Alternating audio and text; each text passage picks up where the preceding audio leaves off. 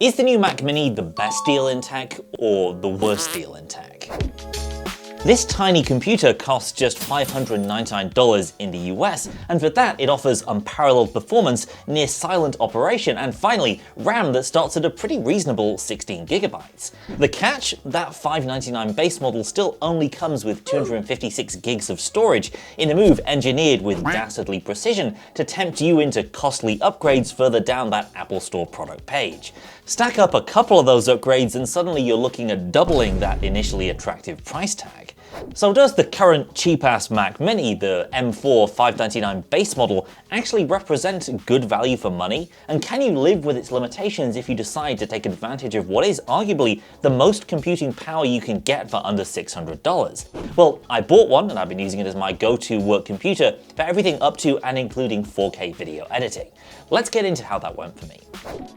Unboxing this machine is a pretty straightforward affair. You've got the Mac itself, the power cable, and a whole lot of nothing else. Which is fine, really. This is a basic miniature computer with no additional fuss. It's slightly smaller than other mini PCs I've used recently from brands like Geekom, and at just over 670 grams, it's easy to throw in a bag or suitcase if you ever need to take it on the road. Just as important, there's no unsightly external power brick like you get with many Windows-based minis.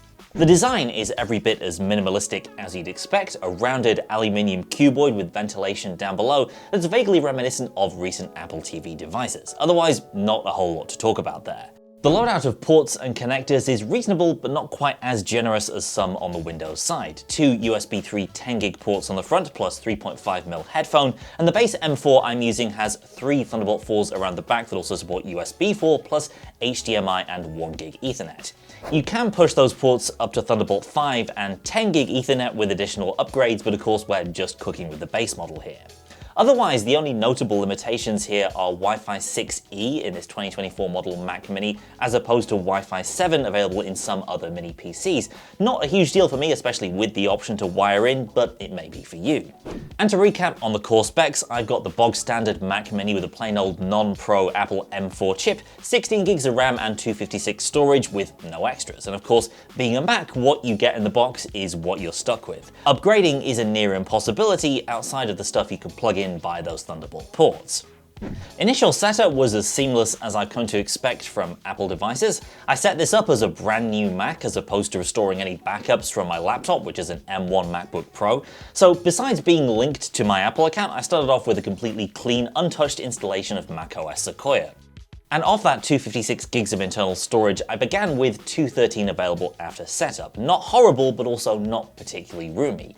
The next step to maximize the amount of available space I was starting with was to delete preloaded Apple apps I knew I wasn't going to use. Stuff like Pages, GarageBand, and a few other apps. That got me down to a slightly healthier 220. In addition to the typical boring browser-based stuff, my plan was to use this Mac for mainly video and image editing, which I use Adobe apps for. So this is mainly a work machine, which means I'm not going to be loading it up with music or movie downloads or even really games. That's an important distinction as we work around this machine's biggest limitation. That being said, my new setup consists of this Mac Mini, a 3x2 monitor, the Huawei MateView 28.2, which I believe is no longer sold but still is a decent 4K plus display, and a platform-agnostic Bluetooth keyboard and mouse from Logitech. So immediately I'm taking up all 3 of the rear Thunderbolt ports, the first for the monitor, which also gets me 2 additional USB-A ports, though only at 2.0 speeds because Huawei decided to cheap out there. The other 2 Thunderbolts are used for external storage. Now, I could have gone out and bought some new super fast Thunderbolt drive, but that'd kind of defeat the point of this exercise on this budget-sensitive Mac, so instead I'm using drives I already have laying around. The first is a Samsung X5 SSD, an older drive but still Thunderbolt 3 and capable of speeds just shy of 3GB per second. You can find this drive on eBay for the equivalent of around $150. This drive is only 512 gigs, but that's still a decent amount to augment this machine's paltry internal flash, and it also is faster than most USB SSDs and more than quick enough for video editing. The third and final Thunderbolt slot I'm using for another SSD, a 4TB Crucial X10 Pro drive that's slightly slower but still perfectly fine for video editing and obviously much larger, ideal for longer term project storage. Plugging this in around the back of the Mac Mini means I'm not limited by the speeds of the USB 3.2 ports on the front. My plan then to live within the boundaries of 256 gigs of internal storage is to use that external storage for as much as possible. For video editing in particular, I'll be relying on the faster Samsung X5, so I'm not instantly filling up the precious built-in SSD. And after installing my Adobe apps, Chrome, Slack, and a handful of other essentials, I was initially down to 192 gigs. Fast forward a week and it's pretty much stabilized around the 160 to 170 gigabyte range. That obviously varies throughout the day as temporary files come and go and as the Mac takes space for swap files during heavier workloads like video editing. I guess I'll have to wait and see how that lasts over a longer period of time, but for now this Mac does seem to have normalized at around that level, and I've never seen it go below 160 remaining even when using apps like the Google Drive desktop client and the Adobe Suite, both of which are known to accumulate clutter in various corners of the file system. Still, I'm not planning on loading this Mac's system drive up with any other weighty apps for now, so I'm reasonably comfortable at this level of free space. So I'm not going to bury the lead any longer here. The M4 Mac Mini is a ludicrously performant computer, just in general, not even accounting for its price or power profile, or the fact that you basically never hear this thing spin up its fans. Benchmark-wise, it crushes even the top Intel desktop chips in Geekbench single-core performance and puts an impressive showing in multi-core as well. Even with only 16 gigs of RAM, this makes for an excellent little video editing machine. Now, ideally, for any computer you're going to be editing video on, you choose as much RAM as possible, but as I said, adding more memory to this Mac significantly inflates its price tag, besides which I wanted to see what kind of editing experience I could get from Apple for under $600. And the answer is, this is a machine that outperforms even high-end gaming laptops in video editing.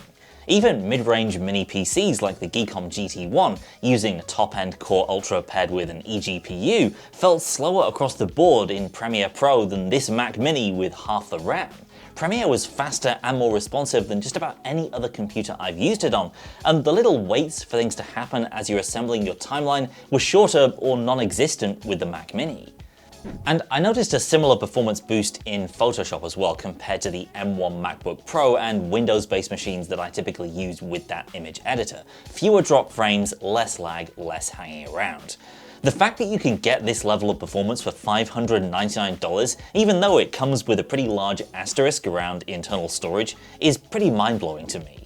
Now, larger video projects are where you do feel that RAM limitation a little bit. In projects with 100 to 200 4K or 6K clips and a lot of complex layers, I'd occasionally see the memory pressure going into the red while waiting for clips to be loaded back into RAM. But this is something I've also observed on Windows machines with 32 gigs or more, and the slowdown was briefer than it was on those machines with the Mac Mini. Perhaps just as amazing, I have yet to hear this Mac Mini spin up its fans at all, even when playing games, even when exporting 4K timelines in Premiere, even with a million Chrome tabs open. This is for all intents and purposes a silent computer. Speaking of gaming, it's more of a mixed bag on this Mac Mini, not because the M4 lacks power, but because of the hot mess that is macOS's support for many big-name games in 2024. Mainly you get titles trickling down from the iPad as opposed to being ported across from PC. The couple titles I tried, including BioShock Remastered and No Man's Sky, ran very well, even at relatively higher resolutions, but legacy support is hamstrung by the fact that macOS discontinued 32-bit apps a few generations ago, so even if the power is there, the technical support unfortunately is not. And I'll be honest, I went into this experiment expecting this Mac's limited internal space to be a deal breaker, and for the solution to be purchasing a second-hand M2 Mini instead with more RAM and storage. But it turns out that's not the case. This machine absolutely flies, even with base model specs. The storage limits are fairly easy to work around for the way I use it, and to get even a previous gen spec'd up M2 model, you'd still be spending a significant chunk more than the price of this M4 Mini. For the right person, then, this $599 Mac could be the best deal in tech right now, especially for light to moderate video editing and similar creative workflows. Sure, it won't last you as long as the upgraded 32 plus 512 model you could buy, but hey, it also costs half as much. But if you're going to buy one of these, then know exactly what you want to use it for beforehand and go into it with a plan for exactly how you're going to deal with that limited internal storage, because that is a thing you'll need to confront sooner or later, so you might as well start on day one. I already mentioned some workarounds like removing some of the built-in Apple apps you're not using. Other avenues for saving space are available, like offloading larger App Store apps to external storage. These are all compromises, but considering the quality of everything else you're getting with this machine, and the sheer bonkers level performance on offer for what is barely mid-range laptop money, this is a shockingly great little computer. If you're using a Mac Mini or any recent Apple Silicon machine, then hit the comments, let us know how you're getting on, especially if you jumped on a base model to save some cash. Stick around and let me know if you want to see a deep dive on other areas of performance in this Mac Mini over the long term. But in the meantime, thanks for watching, and I'll see you next time.